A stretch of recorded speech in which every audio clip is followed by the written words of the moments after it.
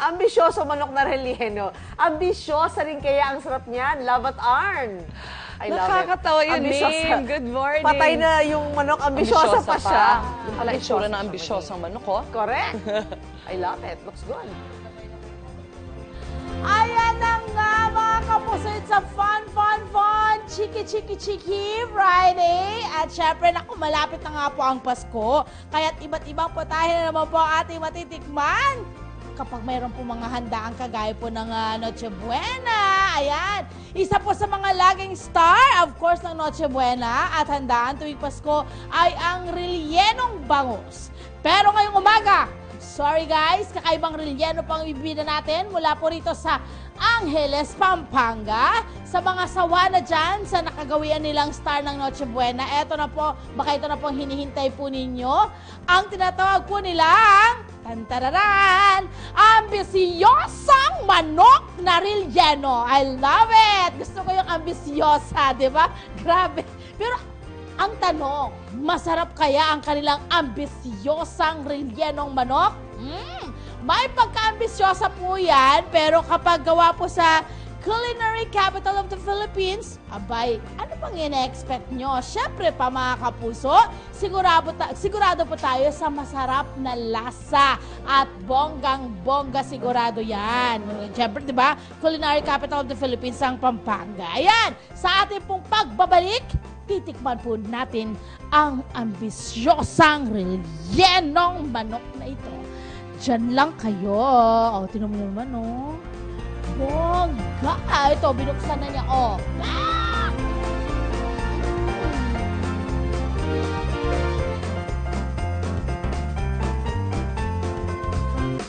Igan, hello, good morning.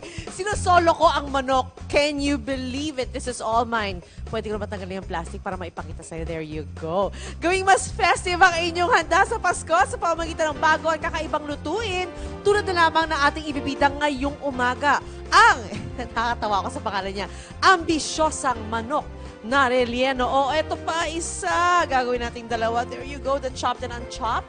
Oh, di ba? I love it. Siksik sa lasa. At talagang nakabubusog, di ba? Oh, Mare, pumunta ka na rito dahil naamoy mo ba ang chicken? Naamoy ko talaga. Naamoy mo ang ambisyosang manok? Correct, ang sarap ha. Itsura nakakagana na. Oo Lalo nga. na siguro pag natikman na Ay, natin. naku, Kaya ayan, naman totoo alamin yan. na natin, bakit nga ba ambisyosa ang pangalan niyan, Love?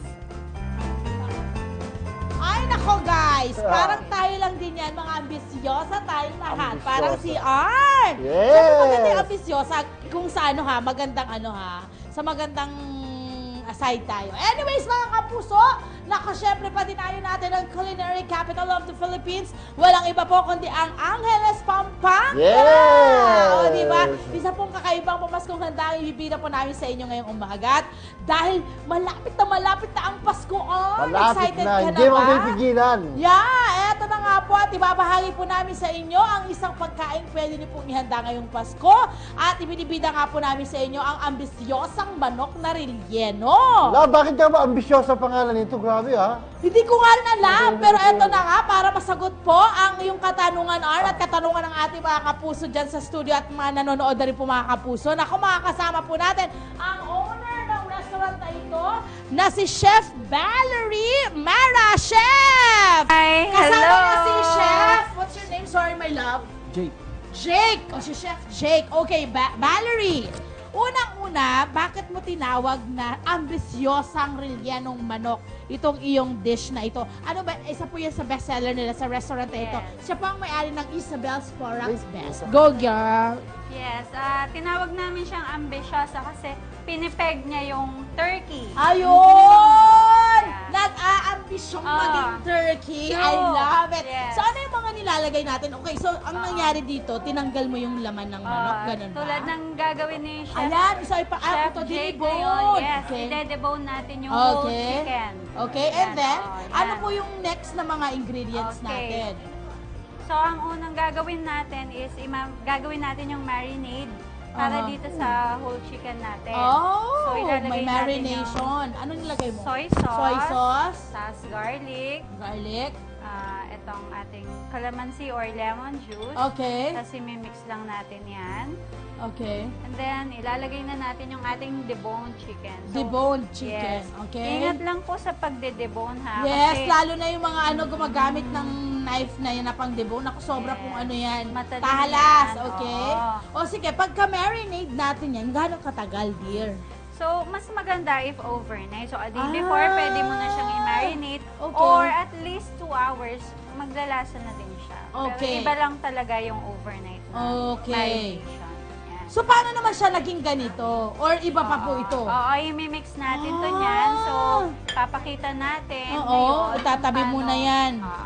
Okay. So, meron tayong Giniling giniling na na manok. manok. Okay. Oo, very healthy to, chicken breast. So, Correct. para sa mga sawa ng mag-pork, Oo, sa Pasko, chicken is the pwedeng way to chicken go. naman. Yes. Okay, tapos, ito hahaluan mo naman na. Ano yan, dear? Celery. Celery.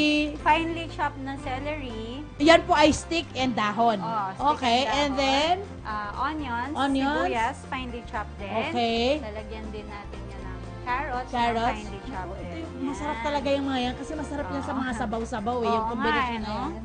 Okay, Yan, and then lalagyan bawang natin din lalagyan mo, yan. hindi na. Hindi na. Hindi na. Okay.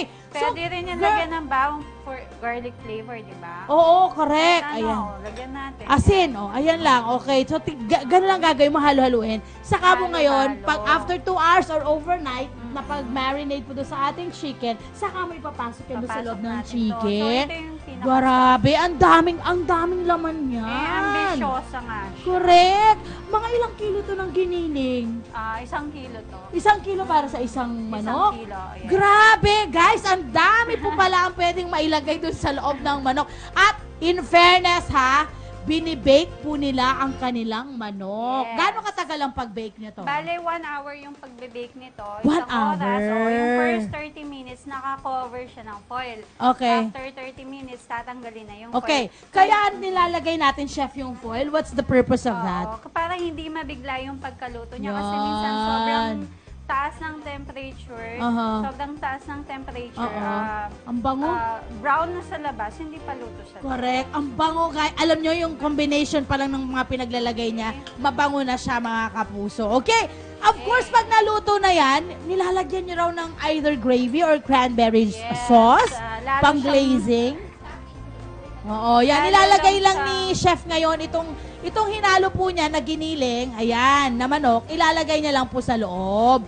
So, pupunuin mo yan talaga ng bongga. Pupunuin natin Ay, yan. grabe. So, magkano yung halaga natin ng ating bawat isang chicken, ambisyosang chicken relleno? So, depende kung gaano kalaki yung chicken. So, Okay. ang price natin dito is 500 per kilo. Okay. So, Pero depende sa ilang kilo.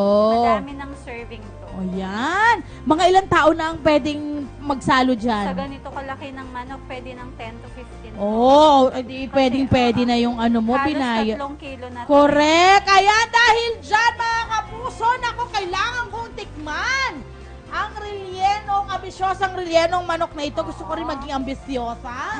Ayan. Kunin Yan. lang namin ito. Ayan. So, Maraming okay na. salamat. Tikman natin kung ano nga ba ang lasa. Actually, first time kong kakain ng rellenong chicken. Mostly, di ba, palaging rellenong bangos. Yes. Ang tama-tama, wala tong sauce. At least, alam mo, ito lang talagang matitikman ko. Ito, Ate Love, yung kanyang cranberry Ang lambot. sauce. Ito yung ano? Yung cranberry. Oh, cranberry sauce. Okay. Ang sarap! Guys, ang sarap niya. At ang kagandahan nito, iwas ano to? Oo. Iwas Soles. sa kulo. Ito yung kanyang gravy. Sarap! Back to studio tayo! Wonderful! Thank you. Well done, well Try done. mo with Sarap. gravy, combine mo siya. Sino combine mo? Pwede? Mm-mm. Sarap.